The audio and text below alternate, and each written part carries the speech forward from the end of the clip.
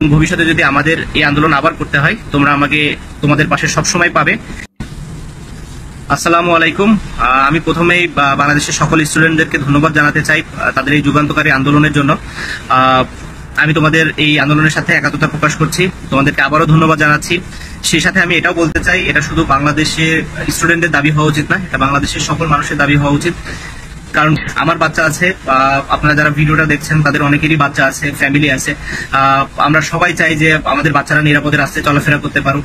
তো সেই দিক থেকে চিন্তা করলে এই দাবিটা বাংলাদেশের সকল মানুষের হওয়া উচিত। এবং আমি এই কারণেই সকল স্টুডেন্টদেরকে ধন্যবাদ দিতে চাই যে তোমরা আমাদেরকে রাস্তা দেখিয়ে দিয়েছো। মাননীয় প্রধানমন্ত্রী এই বিষয়টি সম্পর্কে খুব ভালোভাবে অবগত আছেন এবং তিনি বেশ কিছু পদক্ষেপ গ্রহণ করেছেন এবং করছেন, যেটা হয়তো ইমপ্লিমেন্ট হতে একটু সময় লাগবে। আমাদের উচিত হবে সকল স্টুডেন্টদেরকে এটা এখন বোঝানো যে তাদের ক্লাসে ফিরে যেতে, ঠিকমতো পড়াশোনায় আবার মনোনিবেশ করতে। এই দাবি যদি পূরণ না হয় এবং ভবিষ্যতে যদি আমাদের এই আন্দোলন আবার করতে হয়, তোমরা আমাকে তোমাদের পাশে সবসময় পাবে, এই প্রমিস আমি তোমাদেরকে করছি। আশা করি তোমরা আমার মেসেজটি বুঝতে পেরেছো, কারণ আমরা সবাই মিলেই পারি বাংলাদেশকে একটি বেটার বাংলাদেশ হিসাবে গড়ে তুলতে। ধন্যবাদ সবাইকে। দর্শক, সম্পূর্ণ ভিডিও দেখলেন, অবশ্যই আপনাদের মতামত কমেন্ট বক্সে জানিয়ে দেবেন। আসসালামু আলাইকুম।